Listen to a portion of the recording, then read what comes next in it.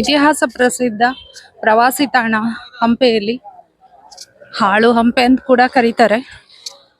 ಸುಂದರವಾದ ವಸ್ತುಗಳನ್ನ, ಸುಂದರವಾದ ಊರುಗಳನ್ನ, ಸುಂದರವಾದ ಕೋಟೆ ಕೊತ್ತಲಗಳನ್ನ ನಿರ್ಮಾಣ ಮಾಡೋದಕ್ಕೆ ವರ್ಷಗಟ್ಟಲೆ ಶ್ರಮ ವಹಿಸುತ್ತಾರೆ. ಆದ್ರೆ ಹಾಳು ಮಾಡೋದಕ್ಕೆ 1 ನಿಮಿಷ ಸಾಕು. ಇವತ್ತು ಹಂಪೆ ನೋಡಿ ನೋವಾಗುತ್ತೆ. ಒಂದು ಕಡೆ ಶ್ರೀಕೃಷ್ಣ ದೇವರಾಯ ಕಂಡಂತ ಕನಸು, ಶ್ರೀಕೃಷ್ಣ ದೇವರಾಯ ಕಟ್ಟಿದಂತ ನಾಡು ವಿಜಯನಗರ ಸಾಮ್ರಾಜ್ಯ ಹಂಪೆ.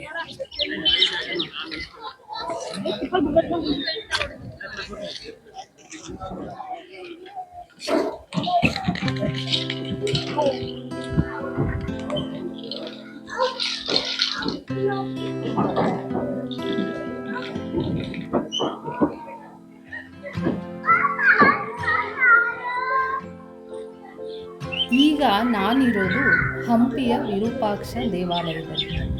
ವಿರೂಪಾಕ್ಷ ದೇವಾಲಯವೆಂದೇ ಕರೆಯಲ್ಪಡುವ ಈ ದೇವಾಲಯವು ಶಿವನಿಗೆ ಸಮರ್ಪಿತವಾಗಿದೆ. ಜೊತೆಗೆ ಪಾರ್ವತಿ ದೇವಿಯು ಪಂಪಾದೇವಿಯಾಗಿ ಇಲ್ಲಿ ನೆಲೆಗೊಂಡಿದ್ದಾಳೆ. ತಾಯಿ ಕನ್ನಡ ಭುವನೇಶ್ವರಿಯ ಗುಡಿಯನ್ನು ಸಹ ನಾವಿಲ್ಲಿ ನೋಡಬಹುದು.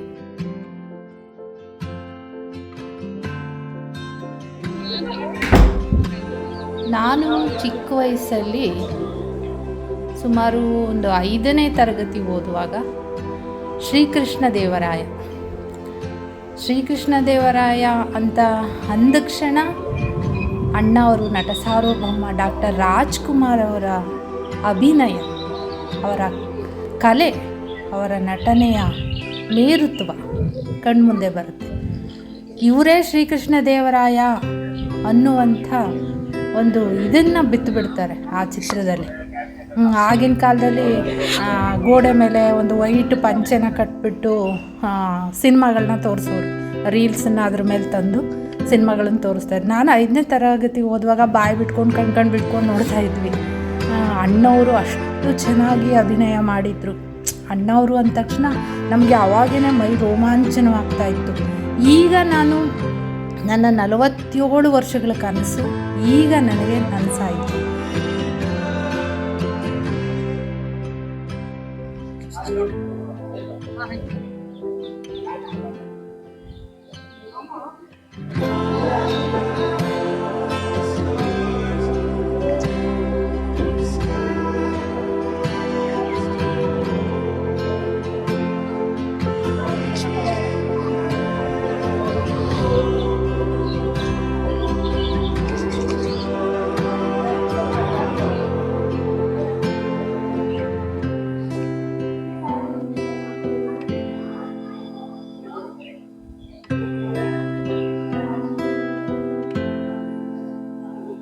ವೈಭವ ಪೂರಿತವಾದ ಶಿಲ್ಪಕಲೆಯ, ಅಂದರೆ ದ್ರಾವಿಡ ಶೈಲಿಯ ಶಿಲ್ಪಕಲೆಯ ಸಾಮ್ರಾಜ್ಯವನ್ನು ಇಲ್ಲಿ ನಾವು ಕಣ್ತುಂಬಿಕೊಳ್ಳಬಹುದು.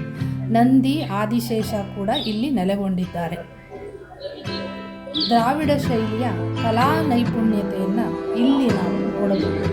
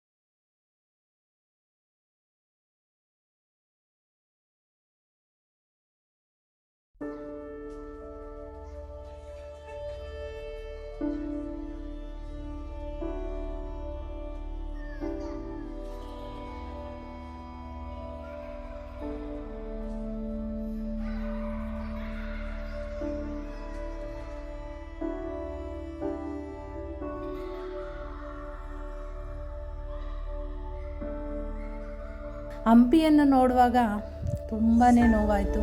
ಒಂದು ಚಿತ್ರದಲ್ಲಿ ಅಣ್ಣವರು ಇವರೇ ಶ್ರೀಕೃಷ್ಣ ದೇವರಾಯ ಅನ್ನೋ ಅಂಥ ಅನುಭವವನ್ನು ನಮಗೆ ಕೊಟ್ಟಿದ್ದರು. ಅಂದರೆ ಇನ್ನು ನಿಜವಾಗ್ಲೂ ಶ್ರೀಕೃಷ್ಣ ದೇವರಾಯ ಹೇಗೆ ಆಳ್ವಿಕೆ ನಡೆಸಿರ್ಬೋದು?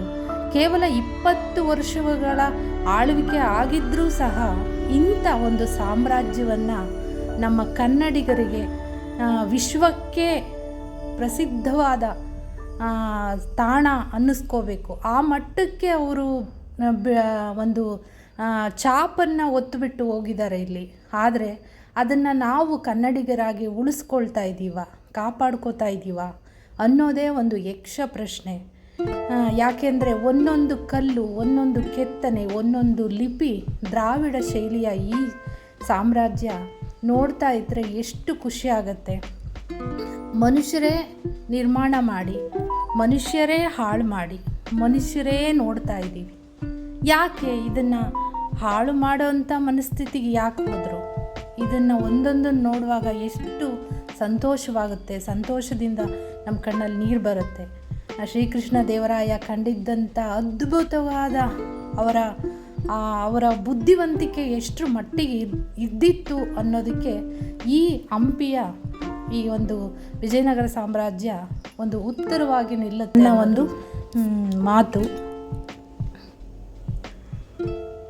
ಇಲ್ಲಿನ ಒಂದೊಂದು ಕೆತ್ತನೆ ನೋಡುವಾಗ ಅವರ ಕಲಾ ನೈಪುಣ್ಯ, ಆಗಿನ ಕಾಲದ ಜನಗಳ ಕಲಾ ನೈಪುಣ್ಯಕ್ಕೆ ತಲೆಬಾಗಬೇಕು.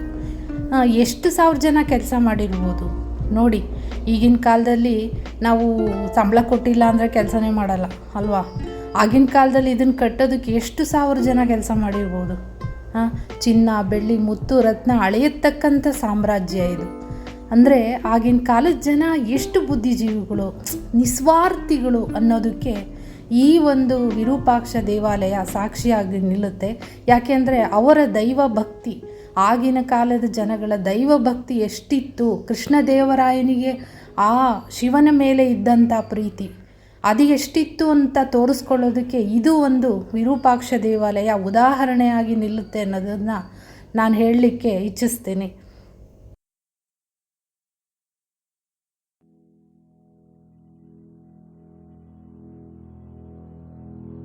ನನಗೆ ಈ ದೇವಾಲಯವನ್ನು ನೋಡಿ ಒಂದೊಂದು ಕಡೆ ಅದನ್ನು ವೀಕ್ಷಣೆ ಮಾಡುವಾಗ, ಅದರ ವಿಡಿಯೋವನ್ನು ಮಾಡುವಾಗ ಇಷ್ಟು ಚೆನ್ನಾಗಿರೋ ಒಂದು ಕಲ್ಲಿನಲ್ಲೇ, ಅಂದರೆ ಬರೀ ಕಲ್ಲಿನಲ್ಲೇ ಹೇಗೆ ಕಟ್ಟಿದ್ರಪ್ಪ ಅನ್ನೋದೇ ಒಂದು ಯಕ್ಷ ಪ್ರಶ್ನೆ. ಇದು ಹೆಂಗೆ ಸಾಧ್ಯ? ಆಗಿನ ಕಾಲದವರು ದೈವಾಂಶ ಸಂಭೂತರಾಗಿದ್ರ ಅನ್ನೋದೇ ಒಂದು ಆಶ್ಚರ್ಯ ತರುತ್ತೆ ನಮಗೆ. ನಮಗೆ ನೋಡೋದಕ್ಕಿನ್ನೂ ಇದೆಲ್ಲ ಸಿಕ್ಕಿದೆಯಲ್ಲ ಅನ್ನೋದೇ ನಮ್ಮ ಪುಣ್ಯ. ನಾನು ಇಲ್ಲಿ ಒಂದೊಂದು ಕಂಬಗಳು, ಒಂದೊಂದು ಕೆತ್ತನೆಗಳು ನೋಡುವಾಗ ಎಲ್ಲ ಕಲ್ಲಿಂದೆ, ಎಲ್ಲ ಕಲ್ಲು, ಎಲ್ಲ ಬಂಡೆಗಲ್ಲಲ್ಲಿ ನಿಲ್ಲಿಸಿರೋದೆ, ಕೆತ್ತಿ ನಿಲ್ಲಿಸಿರೋದು. ಪ್ರತಿಯೊಂದು ಕಲ್ಲಿನ ಮೇಲೂ ಸುಂದರವಾದ ಚಿತ್ರಗಳನ್ನು ಕೆತ್ತನೆ ಮಾಡಿದ್ದಾರೆ. ದೈವಗಳ ಈಶ್ವರನದಿರ್ಬೋದು, ಗಣೇಶಂದಿರ್ಬೋದು, ಶಿಲಾಬಾಲಿಕೆಯರ ಶಾಸನಗಳಿರ್ಬೋದು. ಆ ದ್ರಾವಿಡ ಶೈಲಿಯೊಂದು ಕೆತ್ತುವಾಗ ಆಗಿನ ಕಾಲದ ಜನಕ್ಕೆ ಇನ್ನೆಂಥ ಶಕ್ತಿ ಇತ್ತು, ಇನ್ನೆಂಥ ದೈವತ್ವ ಇತ್ತು ಅನ್ನೋದಕ್ಕೆ ಇದೊಂದು ಸಾಕ್ಷಿಯಾಗಿ ನಿಲ್ಲುತ್ತೆ ಅನ್ನೋದನ್ನು ನಾನು ಹೇಳಲಿಕ್ಕೆ ಇಷ್ಟಪಡ್ತೀನಿ.